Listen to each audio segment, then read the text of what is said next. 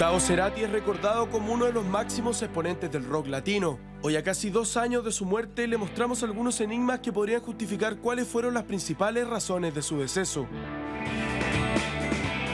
Un lago en el cielo, quiero ser suave para evitar tu dureza.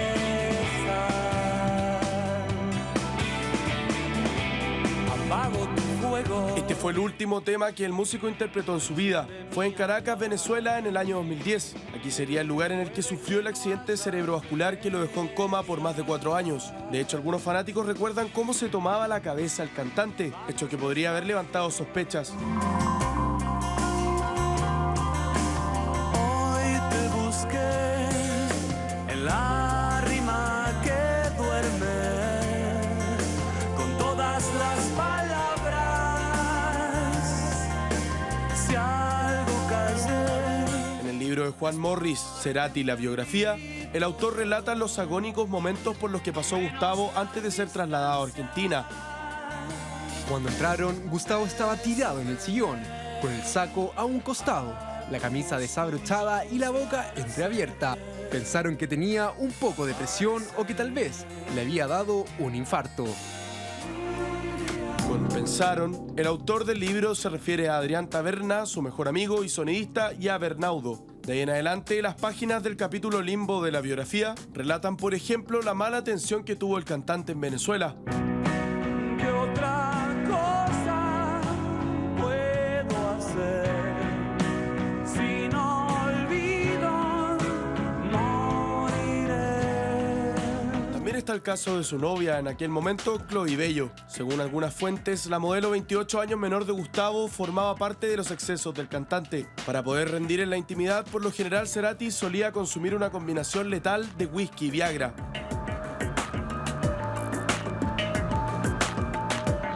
Hay que recordar que Cerati sufría de hipertensión. Sin embargo, se comprobó que la noche en que sufrió el accidente cerebrovascular había consumido Viagra, mucho tabaco y al menos unos 6 vasos de whisky. Todo esto lo hacía periódicamente, sobre todo en sus giras. Algunas fuentes dicen que en su último concierto hubo pruebas claras de que no se sentía bien. De hecho, los fanáticos recuerdan algunas de sus palabras. Bogotá se ha subido más. Me estoy quedando sin aire. Algunos posibles excesos en Bogotá podrían dar cuenta de lo que pasó más adelante. Se dice que se le vio en un bar llamado Armando Records, en compañía de varias mujeres jóvenes fumando cigarrillo y aspirando cocaína. ¿Usted cree que fueron los excesos que llevaron a la muerte a Cerati? ¿O piensa que hay algo más oculto en la trágica historia del ex Soda Stereo?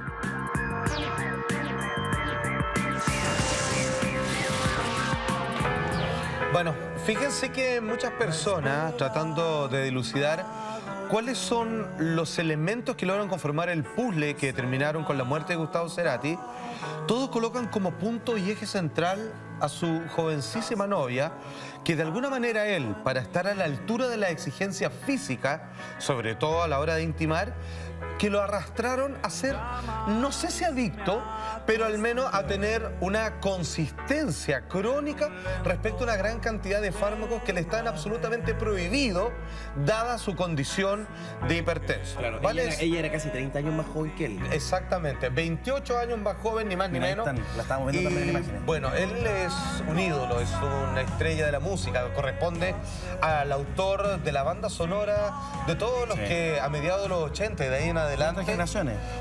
Tremendamente, es un gusto heredado, así de padres hacia hijos.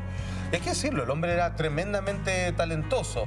Y si bien en algún momento él hizo todo tipo de exploraciones de carácter incluso espiritual, y tratando de llevar una vida quizá un poco más equilibrada, la verdad es que no podía evitar ser el personaje en el que la gente lo había convertido. Entonces es cuando entendemos que cuando llega una muchacha joven, finalmente entendemos que todo parte en la fatídica noche en Bogotá, antes de llegar a Venezuela.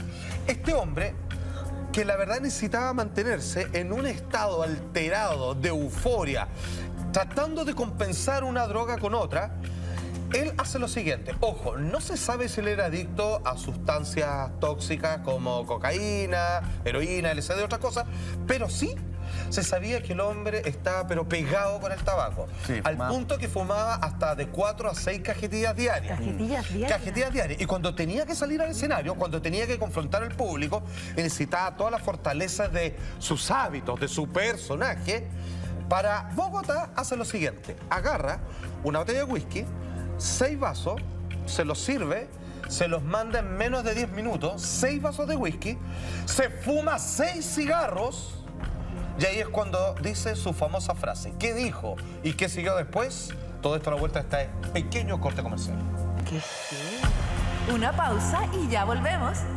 Matinal que te acompaña y hablamos de Cerati, el Rincón Salfati, de los Tremendo enigmas esto. que rodean su muerte. Hablábamos de sus adicciones, hablábamos de la influencia de su novia, casi 30 años menor que él, y llegamos a la noche fatídica de Venezuela, pero previamente él pasó por Bogotá. Sí, claro. Yo creo que ahí es donde él hace caso omiso de una advertencia, porque el cuerpo, que generalmente es el último en enfermarse, uno puede estar enfermo de muchas cosas, del corazón, y cuando digo el corazón me refiero a emociones que el tremendo peso, las personas te cargan con un montón de situaciones.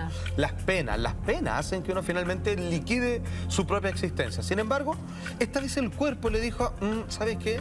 Para. Yo diría que lleguemos hasta acá nomás. Comienza a cambiar de vida, a cambiar de ruta, porque no va a durar mucho más. ¿Qué es lo que le sucede?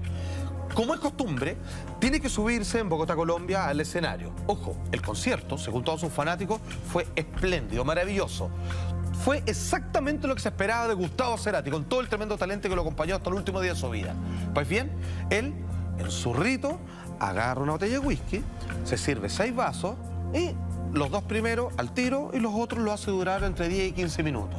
No conforme con eso, le pone 3 cigarrillos entre medio y una vez cuando ya se ha tomado los 6 whisky, le coloca 3 cigarrillos de alto contenido tóxico, o sea, son de los fuertes, así tipo Camel sin filtro. Gitans. 3 más, los gitans, que son pa' valiente, digamos. O sea, si no hay tomado desayuno, digamos, te vaya al piso.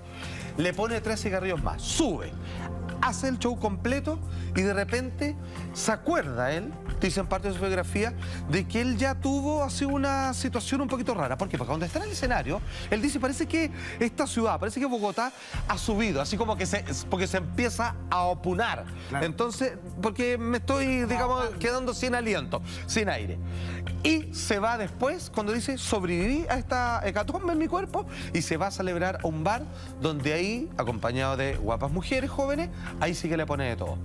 Vuelve a los cigarros, vuelve al whisky y algunos dicen que consumió algo de cocaína. Se supone que no tenía ningún tipo de adicción, pero que eventualmente, como la gran mayoría de varios rockeros de este nivel, le ponía, digamos, tratando de hacerle el quito. ¿Era hipertenso diagnosticado? Diagnosticado. Por lo tanto, él tenía una serie de restricciones respecto a qué fármacos consumir.